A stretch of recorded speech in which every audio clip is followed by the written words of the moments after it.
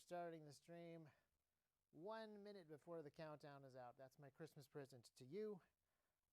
Don't say I never did anything for you. So tonight's topic is a T.REX talk called Why Christmas in 2020 is Merry. And I know that for some of you it doesn't seem very merry. It doesn't seem very merry for me right now because I'm having to do it all by myself here in the studio. Actually, Chad's here in the studio with me, but he's behind the camera and I could not convince him to come and sit on the comfy couch and talk to you guys.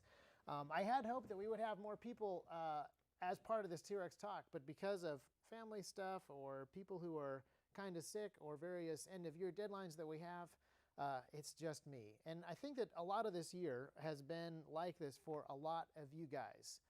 2020 has been a rough year for a lot of people. And there's even some folks in the comments talking about why would you say Christmas is merry? What's merry about it? In fact, when I was at the bank this morning, I said Merry Christmas to a guy and he was like, well, I don't know about merry, but it is Christmas. There seems to be a fair amount of this kind of attitude going around, and that is something that I kind of want to talk about. So in this live stream, in this T.REX talk, we're going to be talking about the true meaning of Christmas. And I don't mean that in a super schmaltzy way, but we are going to talk about that. And we're also going to talk about some really interesting things to think about for this year for you guys. But also I want to talk a little bit about some things that I'm really grateful for that have really made me grateful for this year and for you folks that are watching in terms of T.REX. We've had a phenomenal year at T.REX where we have had some great blessings, some great difficulties. It's been a very rough year for some of the plans that we had, but the company has grown and we've been able to ship out more products to you guys than we actually thought that we were going to. It's been a better year than we anticipated in some ways, and it's been a much harder year than we'd anticipated in a bunch of other ways. So that is something that has been really interesting. But I know that for America in general and for the world, it's been a much harder year than a lot of us had planned on. There's a lot of things that we can be rightly concerned about or even righteously indignant about. We've seen lockdowns kill thousands of small businesses and divide families and close churches, and the government has expanded its power, and these things are kind of discouraging. We've seen riots and demonstrations that are highly problematic. We've seen an election that I believe is highly problematic. And one of the ways that I think that we can know that the election was problematic is that we can know that if I talk about the problematic nature of the election, this video will disappear. So one of my dad's videos was taken down off of YouTube because he was talking about the election. So if somebody has their thumb on the scale of the conversation about the election, I don't think... Okay. I don't think it's crazy to assume that we are also having issues with someone putting their thumb on the actual election itself. And we're having some lag on YouTube. We've had some issues with YouTube that are problematic as well. I see you guys posting lag. Is the audio something that is intelligible at this point? The audio is good. Okay. A couple people saying stream is frozen, video is frozen. What's your CPU looking like, Chad? 68%, 74%. Okay. Should not be that. I mean, I don't have anything else open right now. Can you still hear me, you guys that are seeing frozenness and lag? Is the audio still coming through and the video's messed up? Because I'm fine with you guys not seeing video of me sitting on a couch. That's all it is. It's just me sitting on a couch. You're not missing a lot. Even the Christmas lights in the background, you can barely see them, sadly. So their stream quality is good, so we should be fine. Commenters asking why you are on slow mode. It's because sometimes commenters just spam the chat with Fs and things. So that's why we have you guys on slow mode. That shouldn't actually affect the video.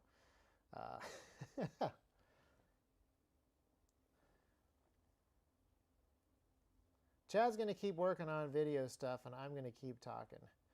Yeah, we should be good. Okay, that's really weird. Let me skip ahead on the video here and see what it looks like for me.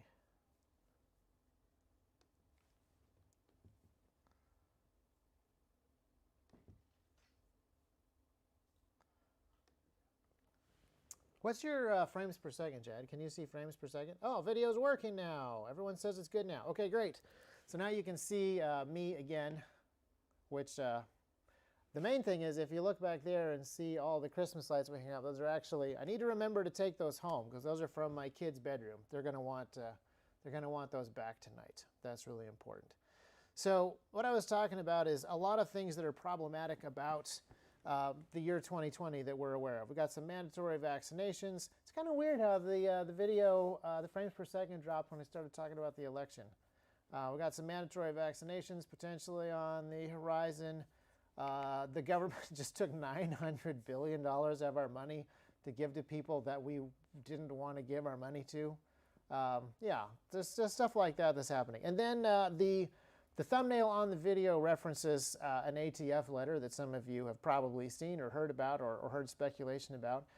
And then a lot of the stuff that you guys ordered for Christmas presents is delayed because USPS is all backed up and problematic because it's a bureaucracy. So between the ATF and USPS, I am guessing that a bunch of gun parts that you guys bought are going to be outlawed before the government can deliver them to you. So yeah, so that's why a bunch of you are asking why it is that I would say Merry Christmas in the year 2020.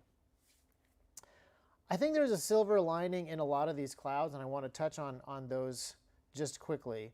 I actually feel like the ATF overreach, and I want to focus on that one, partly because we had this hilarious idea for the thumbnail. I think it was hilarious. We thought it was a pretty hilarious thumbnail. So it became the thumbnail of the video, so now we have to talk about it. We were going to talk about this anyway. The ATF is a highly problematic agency in many ways because it is regulating and managing things that shouldn't be regulated and managed. And the criminal misuse of those things is already under the jurisdiction of other enforcement agencies. So it has this very problematic existential crisis going on where it has to keep managing the ownership of devices that shouldn't be under the jurisdiction of the government, because the way that you actually manage misuse of alcohol, tobacco, and firearms would be punishing people for criminal misuse of alcohol, tobacco, and firearms, and that all falls under other people's purview. So the only thing that they get to manage is the ownership and commerce of those devices, alcohol, tobacco, firearms, and explosives. Actually. But they don't like being called the BATFE. They want to be a three-letter agency and act like a three-letter agency. So we just tend to call them the ATF. So they have some redefinitions of what is a pistol and what is a rifle, and pistol braces, but only in an incredibly arbitrary way. Now, I am not a lawyer, so my recommendation to you is to go and watch a video on YouTube created by the Fudbuster, and he can actually explain better the legal definitions that exist or don't exist inside of that letter and what that letter actually means. And it's not as bad as a lot of people have made it sound, but that doesn't mean that it isn't something that should be commented on. The very fact that the 1934 National Firearms Act exists and separates short-barreled rifles from long-barreled rifles and short-barreled shotguns from long-barreled shotguns is in itself this weird anachronistic thing from, again, 1934. And the plan, as some of you know, was to ban all concealable firearms, all pistols, all handguns. And if you're going to do that, then banning short-barreled rifles kind of makes sense so that you can ban all concealable things, period. But at the last minute, they wisely chickened out. They did not ban handguns. And so banning medium-sized guns when big guns and small guns are both legal is pointless and silly. And it's gotten even more pointless and silly as the 20th century and the 21st century have gone on, and there's a whole bunch of new categories of guns and calibers and purposes for guns, and there's things like braces, which allow you to have a rifle caliber pistol in the same way that you can have pistol caliber rifles and carbines, And the way that the ATF has dealt with this is not by simplifying the code, but by piling more and more and more complicated arbitrary code on top of itself.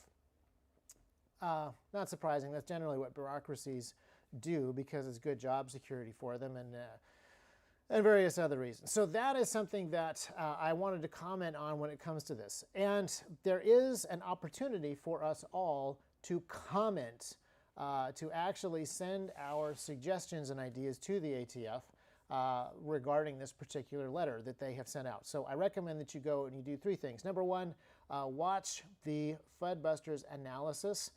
Read the actual letter that exists, and then go to the ATF page and comment on it. Now, when you're commenting on it, there's a couple things that you should do. I think that it is really helpful for us to make comments that are informed, comments that are clear, comments that are...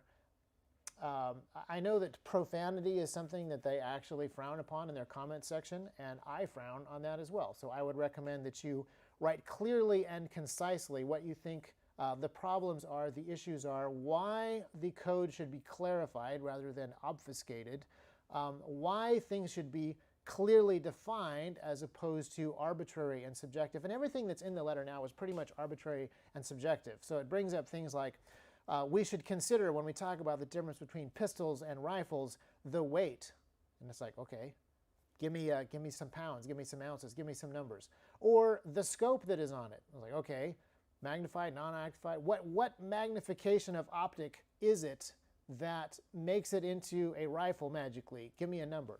But there's none of that in the letter. It's all subjective, it's all arbitrary, and it's basically just testing the water. So the more of us that actually write in and comment on this bill, the better. The more conversation that we have about what this letter actually does and doesn't do, and what the ramifications of some of these ideas going into effect might be. But I think it's also a tremendous opportunity. Like I said earlier, for all of the issues and problems that there have been in 2020, there are some tremendous silver linings. This brings to the fore a very interesting opportunity to talk about just how anachronistic and dumb and outdated and pointless, I would say all of, some people would maybe just say most of, the 1934 NFA actually is. The National Firearms Act that bans certain things does so in a way that is silly and pointless and didn't even make sense in 1934, let alone now.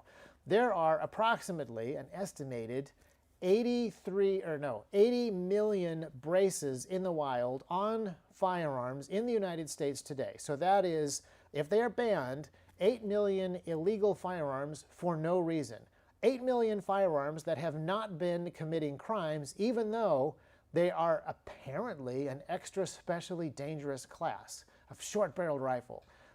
They have had no negative effect on criminal statistics, and they have had absolutely no issues whatsoever in any of the complaints that people have had about firearms. They haven't been used in school shootings. They haven't been used in any particularly famous shootings. They don't seem to have cropped up in any criminal reports, even though there's theoretically 8 million of them out there. And again, this is a theoretical number because it's not a firearm. It's an accessory. It can just be bought and sold, and nobody has to serialize them or keep track of them. So the number of braces that are actually out there is unknowable, which is great in many ways. It makes them harder to round up and take away. And that's part of the reason that the ATF, I believe, wants to make them a registrable item so that they are, in fact, on a registry somewhere.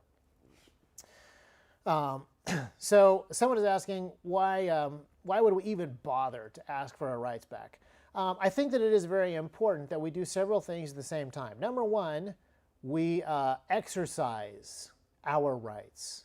And number two, we explain to as many people as will listen what our rights are, where our rights come from, and so forth. So this idea that we never actually talk about these things, we only wait until direct action is required, is, I think, highly problematic. And one of the really cool things about the ATF letter is it gives us the opportunity to say to people who have never really thought about the NFA, have never really thought about SBRs, but now have a pistol brace because it lets them do something cool that they don't fully understand. But gun stores started selling AR pistols in a configuration with a brace, and people bought that because it was cool and it was useful and it let them do something that they wanted to do, but they didn't really understand the law, the legality, the loopholes, the terminology behind any of it.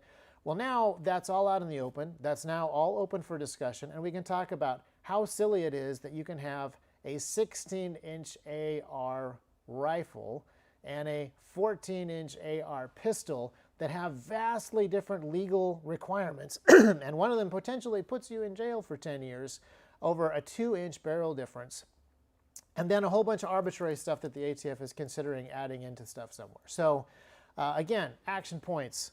Watch the FUD Buster video describing what the letter actually is, and read the letter and then comment to the ATF, and continue exercising your rights and understanding where they come from.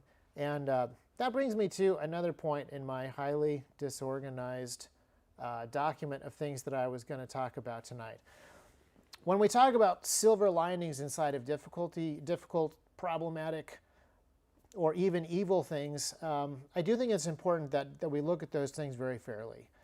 So one of the other things that happened this year that was very difficult for a lot of people, and I don't want to underplay that, is the fact that schools were basically closed. In some districts, basically closed for most of the year. In other districts, kind of closed. I think that that is actually one of the silver linings in and of itself. I think that it is tremendously helpful that the number of homeschoolers in this country has basically doubled over the last 10 or 11 months. I think that is a tremendously encouraging thing when it comes to the freedom and future of the country.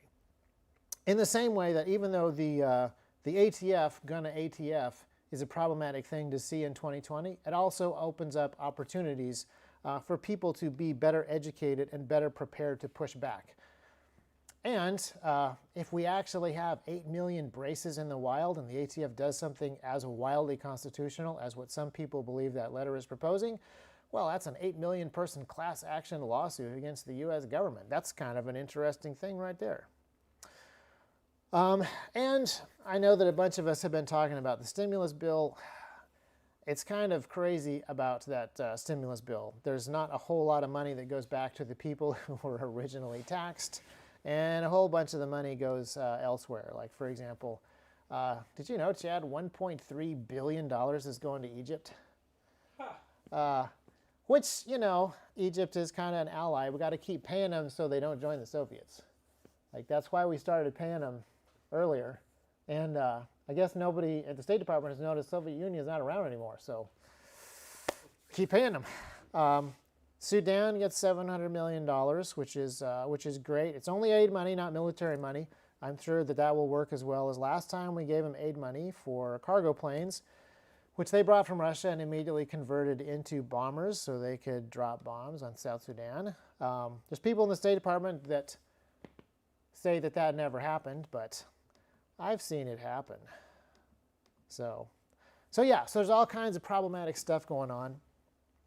And it is easy to be discouraged if you're just a regular American like me. But there's a couple things that I do want us to focus on and to think about. One is the silver linings and the opportunities that we have, even in times of difficulty and in times of trouble, to talk about issues that otherwise we wouldn't have talked about because we were talking about sports, we were talking about movies, or we were talking about video games.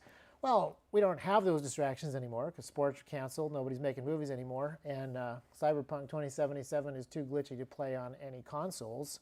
So now we can talk about the serious stuff, and the serious stuff that is happening in the country is so big and so dumb and so problematic that it is impossible not to talk about some of it. So take opportunities to have these conversations with people. And let me see here. I kind of want to keep an eye on questions and comments because since I don't have anyone else in the room with me except Chad, who's just keeping the stream running, I would like this to be more of a conversation than a monologue. So there's a bunch of people in here doing a bunch of stuff, commenting on suing the government over SBI regulation now. There's a bunch of lawsuits that FPC is running that we should be helping them run. We should be contributing to them financially. If you have a way to be a part of a lawsuit, that's something that we should all be trying to do. So yeah, lawsuits for sure right now. Is the P80 thing a big deal? The P80 thing is a huge deal. I think in some ways that's a much bigger deal than the SBR thing. So that is, yeah, that's a pretty crazy. That's a pretty crazy thing. There's two things about the Polymer 80 deal that are hugely problematic. And I wasn't planning on spending so much time talking about the ATF, but they brought it on themselves. And so when we talk about the P80 thing, Polymer 80 was selling 80% lower Glock lowers, Glock frame kits, and those, they had a letter from the ATF saying that it was not a firearm. Then they started selling that not a firearm in the same box as a slide and a barrel and a parts kit. So that thing that was not a firearm, they sold in the same box as some other things that were also not firearms. And the ATF decided that when you put enough not firearm things together in the same box, it becomes a firearm, in direct contradiction of their letter and also all the documents that describe what is and what is not a firearm. So that is hugely problematic in and of itself, just to redefine reality like that in a purely subjective and foolish way. But the other thing that they started to do was they started to go after people who had bought those kits, those build shoot kits. I forget the name, the actual full name, but they managed to get, so these are not registered, there's no FFL data, but what they managed to do was get data from authorized.net at who had been buying things from Polymer 80's website, from ShipStation, which is the same shipping software that T.REX Arms is using for a very short time, and also from stamps.com, which is the government portal to USPS that lets you print your own postage. So those three services that Polymer 80 was using to run their business, the government was able to get data from those three services and figure out who had been buying these kits, and apparently have gone around and tried to interview some of those folks and recollect some of those kits, even though, again, the kit is a plastic 80% lower that is not a firearm, and then slide, barrel, springs, parts kit that are also not firearms. They're going and taking those from folks, even though what they could be doing, even in the situation, even if what they were positing was the case, they could be going to those folks and saying, hey, we've determined that what you bought is actually a firearm. Here is the paperwork so that you can properly do your background check and stuff and keep that thing that you already paid for. That's apparently not what is happening. Apparently what is happening is confiscation, which is problematic. I actually wonder if the SBR bill isn't a smokescreen, a diversion to try to take some people's attention off of the Polymer 80 stuff. So, yeah. Don't forget they all, yes. This just showed Polymer 80 asked him to line up all their dogs, yeah. Bunch of comments here. There are a lot of people watching and a lot of people commenting. For those of you that are recently joining, it is a Merry Christmas. I want to wish you guys all a Merry Christmas, even though I am talking about the ATF right now.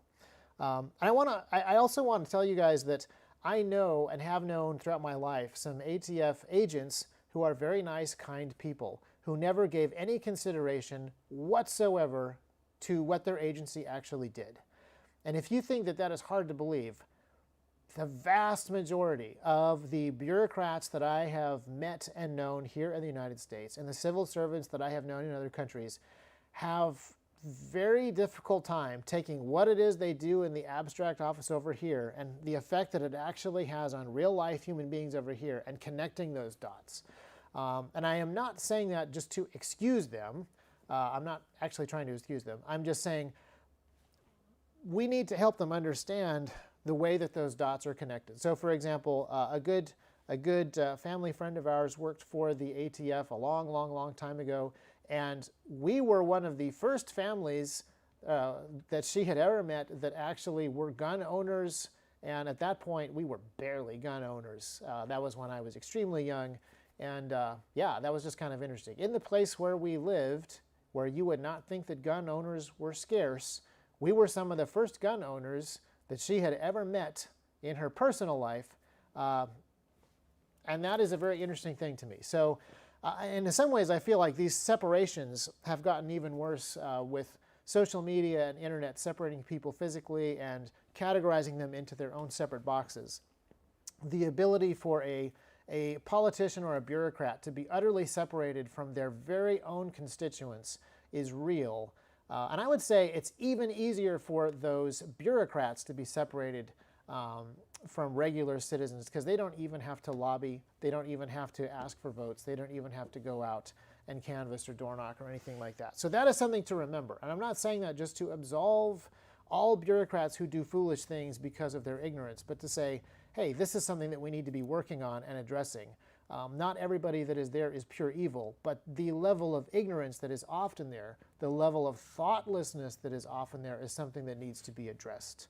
So that's part of the reason that I think that it would be very helpful to write very calm, clear, measured letters to the ATF and not just a whole bunch of threats and violence and stuff like that. So yeah. So let's get back to more 2020 stuff. Actually, I think we should probably start talking about Christmas stuff. Throughout 2020, we've seen difficulties, and we've seen a lot of people go through difficult situations that are legitimately painful. Even some of the folks that we've known people who have died related to COVID complications, and we've known people who have died because of medical and hospital situations or nursing home situations where I honestly believe that the lack of elective care, the lockdown policies actually contributed to those deaths of people who died, not of COVID, but of other things. I really think that the lockdowns in particular have affected. I don't want to mention anybody's names or any particular stories, but we've seen both sides of that. And I think most of you folks watching have probably seen both sides of that too. We're not just talking about the year being difficult because of a pandemic. The year is difficult because of many things artificially placed on top of a virus that is going around. Those are the things that have caused far more sorrow and misery, and I think we're going to see more medical complications as a result of that in the future. But again, that's something that is difficult to talk about on YouTube, and this video is staying up. That's something that we're going to be talking about more next year if we still have YouTube. So for a lot of folks, it's been a really difficult year. I know that in Nashville, we've seen restaurants get shut down, the mayor allowing people to buy supplies because restaurants reopened, and then immediately close down restaurants as soon as they get their shipments of perishable food that they're not allowed to actually get any return on investment for. And just kind of open and close restaurants just long enough that they keep their staff on, keep buying perishable foods that they have to throw away. It's been incredibly rough for a lot of small businesses. But there's also a silver lining in there, which is a little bit of an annoyance to me. But as we have expanded T.REX over the year and hired more folks and bought more machines, it has actually been really, really difficult for us to find tooling. It has really been difficult for us to find CNC machines, vices. There's a whole bunch of manufacturing tools in kind of the small manufacturing space where we are that are just incredibly hard to find right now. And that is an encouraging thing for me. There's other stuff where, like for example, as we were making the chest rig, as we were making the plate carrier, there were nylon goods and parts and elastics and dyes and things that were hard to find because the supply chain was all messed up.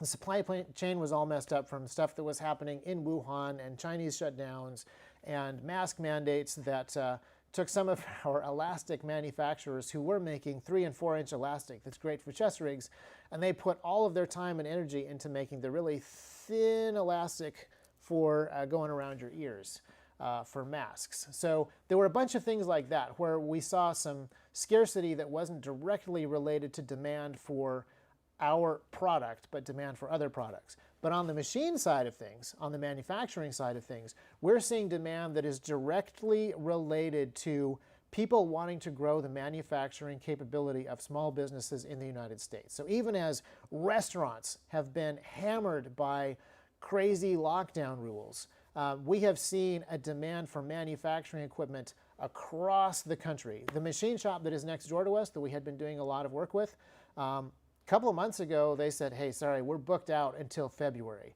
The amount of manufacturing work directly related to building more manufacturing capability in the United States is crazy. And that is a very hopeful and encouraging thing. We actually contacted a couple of automation companies to request quotes on a couple of different things. And they got back to us and they said, hey, look, we're only quoting on like the top 10% of the bids that we're getting. We're only bidding on the top 10% of the requests for quotes that we're getting just because there are so many. We've never seen anything like this. And they were doing high-level manufacturing. So even though it has been a very rough year for a lot of sections of the economy, and I'm not trying to underplay that, one of the things that I am really encouraged about is how much more manufacturing capability we're going to have here in the United States, because that is where a lot of people's money is going. They're not putting it into the same entertainment and disposable income areas. A lot of the income that people are getting, a lot of the money that people have been spending not on Disney and on cruises and on Disneyland and on Disney Plus and on Disney movies and on Disney things, they've been spending it on CNC machines, horizontal boring mills, tooling and clamps and stuff that's very hard to buy right now. And that's an encouraging thing to me. And we have seen a tremendous number of gun sales. We've had almost 40 million background checks in 2020, which I think generally speaking averages out to about 40 million guns sold. That's a record in the United States. And one of the fascinating things about that number is we have way more new gun owners than I think at any other time in history. We have more concealed carriers. And again, we're talking about the 8 million theoretical braces, pistol braces that are out there. That is something that is incredibly encouraging to me for reasons that I think should be obvious to all of us. The hard times that we are seeing are things that are, they're capabilities, they are opportunities to create new capabilities. They are opportunities to get tougher and to get more focused. And some people are doing that, and that is an encouragement. But the other reason that I am really encouraged in 2020, and the reason that I want to say Merry Christmas to everybody, and really believe that we're having a very Merry Christmas right now, is because Christ is on his throne. I don't want to lose sight of the fact that this is what we are really celebrating. There is a reason that I believe that things are moving in a positive direction in America despite some incredibly problematic things. And the reason for that is not because we bought more guns than normal and that people bought more tools than normal and that somehow we're just going to stiffen our backbones, stiffen our upper lips, and pull ourselves up by our bootstraps. We have a cultural heritage that will allow us to find the answers. And the reason for that is we have a cultural heritage that is based on the Bible. And the Bible teaches us very clearly that the coming of Christ is a major, major, major thing. And I love the fact that around Christmas time, in addition to all the wonderful superficial or tertiary benefits of Christmas, like the food and the Christmas lights and the songs and people getting together and families getting together, hopefully that is still happening, but Christmas has been banned in certain places. There's a whole bunch of mayors who have decreed that it always be winter but never Christmas. But generally speaking, we are able to spend time with family. We're able to sing. Sometimes you're supposed to wear a mask. We're able to do a whole bunch of wonderful things, but I don't want to lose sight of the fact that those wonderful things come from the sacrifice of Christ, the resurrection of Christ, and the coming of Christ. That is something that I really, really want us to be encouraged by. It's something that everybody at T.REX takes seriously. And as the company has grown and we've had more people in the company and more conversations about this, it's been really interesting to see the conversations that we've had about the situation in the world. And there are many different ways that people parse that. There are people who believe that stuff's just happening and stuff's just going to happen. Then there are people who have a theology of things getting worse and worse and worse until the very end, and people that have a theology of things getting better and better until the very end. Your eschatology, how you think the world ends, is a very important part of your philosophy, and it's going to drive the way that you think about today, even though your eschatology talks about the end. It's going to inform whether or not you have a hopeful or whether you have a pessimistic view of the world. If you think that you can actually achieve and build and progress, or whether you're just going to have to retreat progressively more and more painfully until the end. And I want you to know that I have a very hopeful and optimistic eschatology. I don't know that we're going to somehow turn America around and have an amazing, amazing future ahead of us. But my eschatology doesn't require that. My eschatology is not America-focused. My theology isn't even me-focused. So I don't have to win for victory to occur. I don't even have to survive for victory to occur. I just have to be focused on the mission. And the mission that I think is really important for us to focus on, and I know that we're going to get pushback in the comments. Are you watching the comments, Chad? Oh, yeah. I almost, let me check them for a second. Okay, nope, turn them off. All right. Let me know when you see the first separation of church and state comment come through. I'm not the state, so I'm allowed to talk about churches. Oh, also, that's not what that even means. For those of you who are discouraged, I want you to be encouraged by the fact that the coming of Christ is the hinge point of history. And I want us to remember during Christmas to think about that. Even as someone who, I believe that I am a devout Christian. I believe that I take my faith very seriously. I believe that it is the defining characteristic of my life and my identity. But I get so distracted, and this year has been a year full of distractions. It is so easy for me to forget these things and to forget to walk in these things.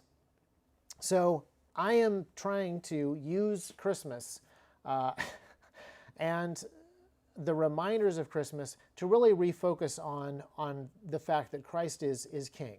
I don't want to underplay the fact that he is a personal Savior for us. I don't want to underplay the fact that he came to take away the individual sins of individual sinners so that we could be in right relationship with God. But at the same time, he is also the King of kings. He is the ruler and the sovereign. He is more than just a personal relationship. He is actually the literal sovereign. That is an incredibly important thing for us to remember, and that's an important thing for us to take comfort in. And as Christians have preached the gospel over the last 2,000 years, sometimes different groups, different denominations have emphasized different parts of that, but everyone has really recognized that those are both facets, those are both parts, those are both wholly true of Jesus Christ, that he was both holy God and holy man, that he is the intercessor for the individual Christian, but he is also the judge over the entire world. These are things that the American church, I believe, is kind of losing, though. And one of the things that has been fascinating to watch in 2020 is the way that the state has, in certain jurisdictions, tried to close churches. And certain churches have been very quick to obey and to close. And other churches have been very brave to stand up and say, no, the separation of church and state is a separation of jurisdictions. We are called to meet and to worship the Lord, and we're going to do it in these certain ways. And you don't have the jurisdiction over us to prevent us from doing that. And that has been a really fascinating thing to watch. And I'm not claiming that we here in the United States have seen persecution, anything like what is currently happening in Africa, what is currently happening throughout many parts of Asia. But it has been really fascinating to see this happen. It has been really fascinating to see the responses of certain churches where, again, I'm not going to name names, but certain churches have folded when I did not expect them to. And other churches have pushed back really hard against problematic things in a way with a boldness that I didn't really expect. And I find that incredibly encouraging. And as we look throughout history, there are persecutions that are almost unbelievably severe that the church weathers and that incredible civilization comes out of. So I'm not trying to say that various governors in various states that may or may not be California try to shut churches down and issue them fines. I'm not equating that with the kind of martyrdom that the church has seen in the past at all. But it is interesting to see the response of the church, and it is really interesting to see the response of God's people. So this year for Christmas, as we think about the coming of Christ, I think that it is really important that we be encouraged by that. And to remember that when Christ came, he came to an area of the world that was under tremendous political persecution and difficulty and uncertainty that makes the United States particularly, but even the rest of the world in 2020 look like a cakewalk. What things were like in Judea at the time of Christ's birth was incredibly difficult and problematic. It was incredibly difficult for the people who were there. And it didn't get easier right away. And yet, when the angels first proclaim the birth of Christ to the shepherds, they proclaim a message of great peace. They proclaim a message of coming peace for all men. This is something that we should find very encouraging. The fact that that is part of the gospel of Jesus Christ. It isn't just personal salvation. It isn't just sanctification of individual believers. It is actually a sanctification and a restoration of the entire world. And I know that people get these things very confused. It's difficult to talk about these things as a whole when they are two separate ideas. But those are part of the gospel message. Those are part of the message of the coming Christ, who is both King and Savior. I'd like to read a couple of verses from Isaiah. Isaiah is a fascinating book, and there are several parts of Isaiah that, for those in the comments that are commenting on this, there are people who say that the book of Isaiah was written prior to the coming of Christ, but then it was tweaked and changed so that the prophecies would better reflect what had actually happened in the first century. But we know that that's actually not the case, because the Dead Sea Scrolls had a nearly complete copy of the book of Isaiah. And when I say nearly complete, I mean tiny, tiny holes in the actual physical manuscript. And within that, within the Dead Sea Scrolls, that book of Isaiah is basically perfect. It's exactly the same as later versions of the book of Isaiah that we have. So we can confirm these things were written before Christ was born, and they line up with the historical evidences that we have of Christ's ministry on earth. And I want to read some of these things because I need to hear them.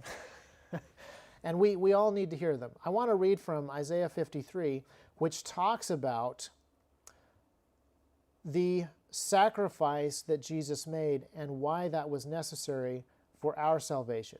So Isaiah 53 is the chapter that we should read to see these things. He has borne our griefs. Surely he has borne our griefs, says verse 4, and carried our sorrows. Yet we esteemed him stricken, smitten by God, and afflicted.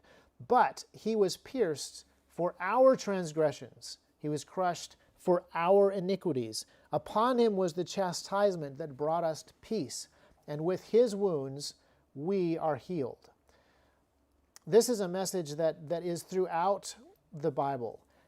Not just the New Testament, but also the Old Testament. The Old Testament makes it clear that there's a problem that needs to be solved, and that problem is solved by the sacrifice of Christ. The coming of Christ's own Son, incarnated as a human who lives life as a human and then suffers the tremendous injustice that allows him to be the sacrifice for us.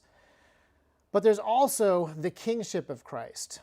The kingship of Christ is a very important thing that is throughout the Old Testament and the New Testament. And Isaiah 9 talks about that quite a bit. For unto us a child is born, to us a son is given, and the government shall be on his shoulder. His name shall be called Wonderful Counselor, Mighty God, Everlasting Father, Prince of Peace. Of the increase of his government and of peace there will be no end, on the throne of David and over his kingdom, to establish it and uphold it with justice and righteousness from this time forth and forevermore. The zeal of the Lord of hosts will do this. Now, if we're too selfish, if we're too self-centered, it's very easy for us to look at the difficulties within our own lives and the world around us and to say, this is not a verse that I can believe. I don't believe that there has been an increase of God's good government and peace that has no end.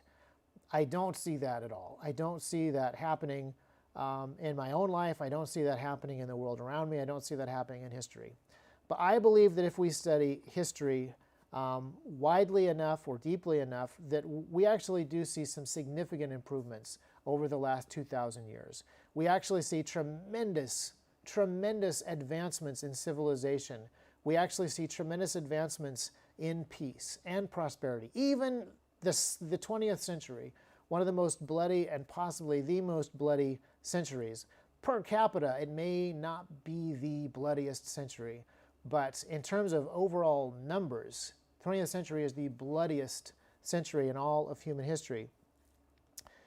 Even that does not convince me that we have not seen continual improvement since the coming of Christ, that we have not seen wider spread knowledge and wider spread truth and wider spread justice and wider spread peace.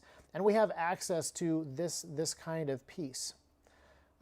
Even inside of the United States, we have seen tremendous backsliding in certain areas. There are freedoms that we used to have that we do not have any longer, and yet we have opportunities now that are just incredible. So on the one hand, we've been talking about the ATF overstepping its bounds, violating the Second Amendment, stuff like that. But on the other hand, think of the power of the internet and the ability to share knowledge like this and to share ideas like this and to share possibly files that have information like technical drawings for certain firearm types. Imagine the ability to share that. Imagine manufacturing capability in the hands of average everyday people that even 100 years ago people would have just been unable to imagine the capability of a 3D printer. $285 on Amazon right now. Go get yourself an Ender 3.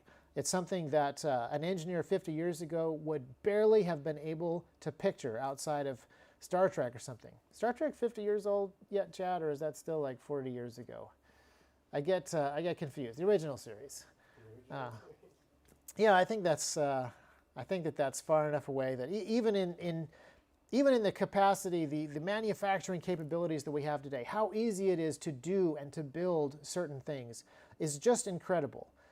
So I want that to be an encouragement for us, and I want that to be an encouragement for those of us who are discouraged and downcast when we see actual pain and difficulty, we see encroaching tyranny, we see rights being taken away, people's lives and souls being destroyed through crushing tyranny and persecution. Not like we have here in the United States, which is a tiny fraction of what we've seen in history, but in other countries, which is a much larger fraction of things that we've seen in certain times of history.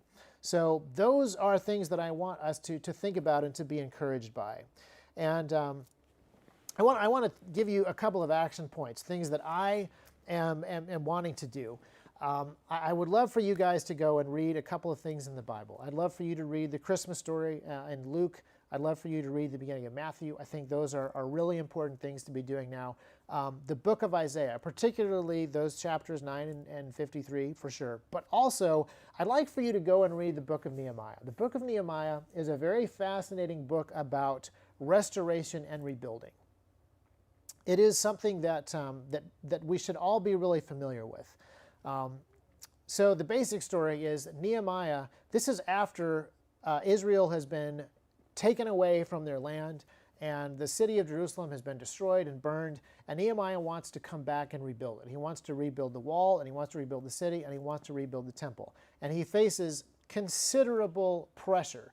He faces pressure from multiple levels. The emperor, the larger, more powerful emperor that is technically an enemy to the nation of Israel, he actually has an in with, and he actually is able to get permission to do certain things. He gets tremendous pushback from the locals in the area who are enemies, but he is able to actually call their bluff and be prepared to fight them in actual direct battle. There's a whole bunch of ways in which he's able to help and encourage his people, and through planning and preparation and the blessing of God, they're able to accomplish an amazing, tremendous thing.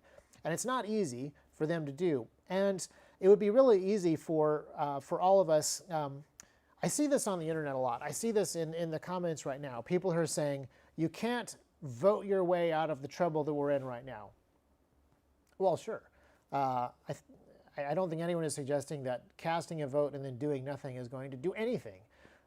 You can't do this to get out of trouble. You can't do that to get out of the situation. You can't do this. The fact of the matter is that it's going to require a huge amount of a whole bunch of different things. It's going to require faith and repentance. It's going to require hope. It's going to require encouragement. It's going to require diligence. It's going to require a tremendous amount of courage. But one of the things that we see in the book of Nehemiah, read chapter 4 particularly, they are rebuilding walls with a tool in one hand and a sword in the other.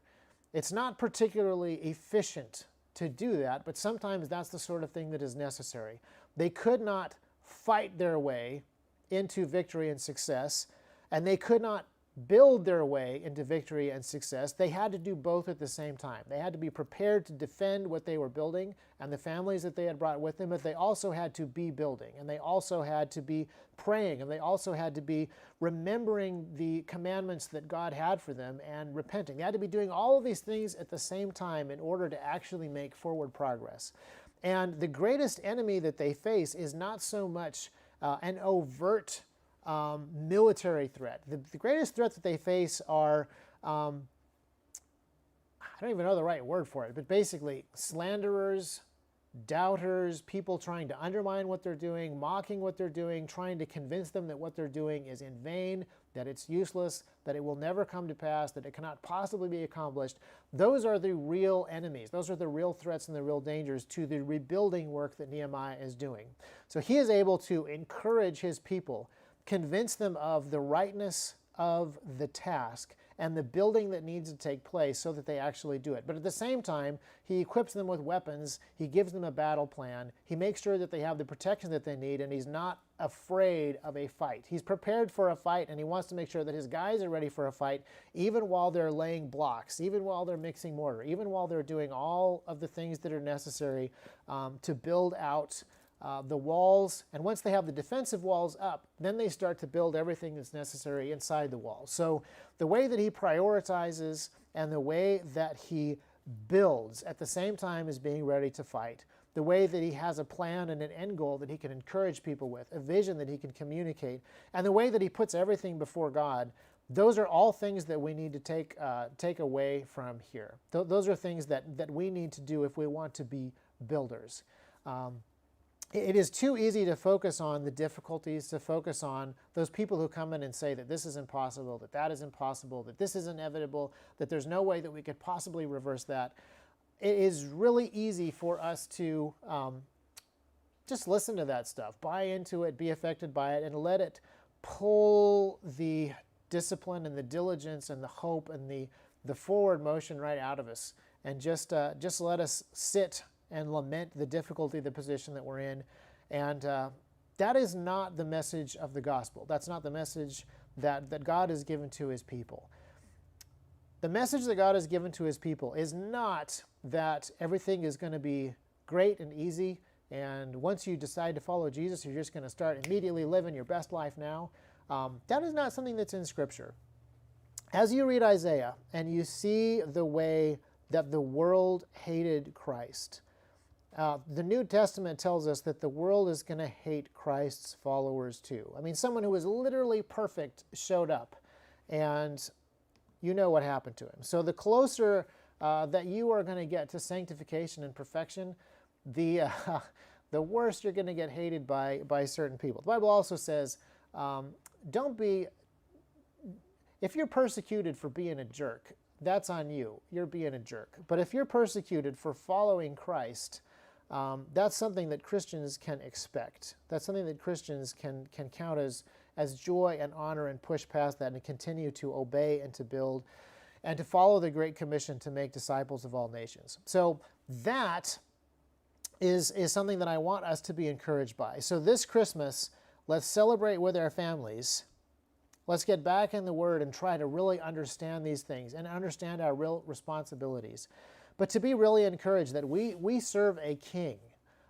We serve a king who is a sovereign, who has a plan and protects and helps his people, and who gives them missions and supports them in missions. The life of Christianity is a difficult life of struggle and of conflict. But it's toward a goal. It's toward a victorious goal. Let me read to you from Corinthians, 1 Corinthians 15. If in Christ we have hope for this life only, we are of all people most to be pitied. There's more to it than this life, but it involves this life. In fact, Christ has been raised from the dead, the first fruits of all who have fallen asleep. For as by a man came death, by a man has also come the resurrection of the dead. For as in Adam all will die, also in Christ all will be made alive. But each in his own order, Christ the firstfruits, then at his coming those who belong to Christ. Then comes the end. I should make this text bigger. When he delivers the kingdom to God the Father after destroying every rule and every authority and power, for he must reign until he has put all enemies under his feet. The last enemy to be destroyed is death. When you read Scripture that is about Jesus and Jesus' coming, particularly in the Psalms that prefigure these things, that explain these things prior to him coming, Psalm 2, Psalm 110, they talk about Christ reigning and putting enemies under his feet. We have a triumphant future to be a part of, and we're working towards a goal of succeeding in these things, not a goal of failing in these things. And I think that is an incredibly important thing for us to remember. It's a really easy thing to forget when there are hard times. And when you look at the history of the church, there are some incredibly difficult times that it has gone through. And yet, if you look at the entire span of the church, you will see ebbing and flowing. You will see the retreating ebb of an advancing wave. You will see an overall trend line of greater and greater success, greater and greater accomplishments, greater and greater civilization. You will see the wall being built. You will see things being built, even though there are tremendous hardships and difficulties that the church has to go through and the people in the church have to go through, and the people who aren't in the church but are around the church have to go through when there are great societal difficulties or collapse, when there is the consequences of sin and death that we see in the world. So that is something that I want us to really think about. There's a video that I'm going to link to in the comments if YouTube will let me. It's a video that I made a long time ago showing the spread of the gospel, the advancement of the church, and the growth of civilization. And I find it a super encouraging video to see this visually, where the gospel has gone, where the church has been built. And if you look throughout history and you see the way that civilization has grown, and there has been an increase of peace, and there has been an increase of progress and capability, that's incredibly encouraging for us to think about, even in 2020 when things have been difficult. And compared to a lot of history, 2020 is not that bad. When you compare COVID to the Black Plague, it's not that big a deal. A lot of the things that we have been isolated from or separated from, or we have not been able to do in the year 2020 because of lockdowns, those are things that nobody was capable of doing 200 years ago, 100 years ago. We aren't able to get our streaming services to give us the shows that we want. Yeah, there's stuff like that just, it boggles the mind to think about how far we have come as cultures and civilizations in such a short amount of time.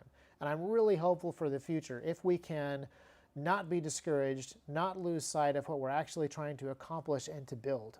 And that's something that I want to be really encouraged about this Christmas. I want to thank all of you for staying and watching this message. I know it's not as fun as talking about equipment and gear, and yet Christmas is only 2 days away. I didn't want to sit here right before Christmas Eve and just talk about radios or medical gear or load-bearing equipment. As important as that stuff is, as important as those tools are for the work of defending and of building, I really wanted to get into a more Christmas-related message. And once again, the ATF kind of forces its way into every conversation. But these are things that I personally need to think and focus more about. I think all of us do. But what I am trying to do, just so that you guys can know what some of my goals are, this morning we went out and we sang Christmas carols around the square of our town. We proclaimed these truths, and we tried to encourage the people that were around us that we were encouraged.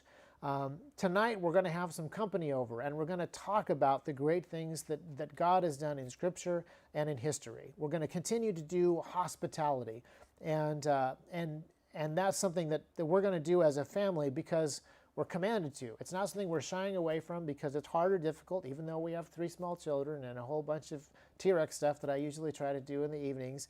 These things are actually more important than a lot of my distractions. Building communities, building walls, building people up, making disciples are things that all of us can work on. I know that because T.REX is highly focused on this business and Second Amendment stuff, that we tend to be very focused on that. And I think that it's really helpful that a lot of us be focused on that. Don't lose sight of the other things that we need to build on and to build with. And we're going to celebrate Christmas. We're going to remember what it's about. We're going to try to not think about the distractions too much. We're going to open presents. And in the morning, I'm making waffles. We're going to have chocolate waffles. And we're not going to have chocolate waffles just to...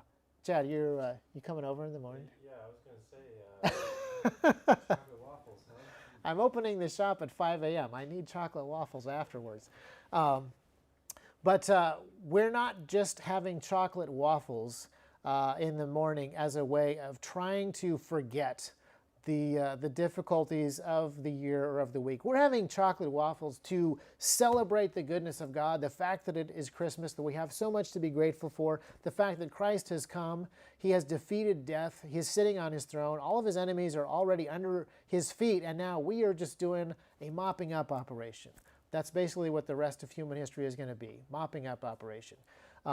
We're going to celebrate these things when we celebrate Christmas this year. We're going to celebrate these things as a family, as a community, and I want you to be encouraged that we are encouraged. And I want to apologize for you for all the times when I have been distracted or we have been discouraged by things. And our message to you, as we've talked about radios and FCC regulations, or firearm-related stuff and ATF restrictions, and internet security things, and YouTube and Google crackdowns.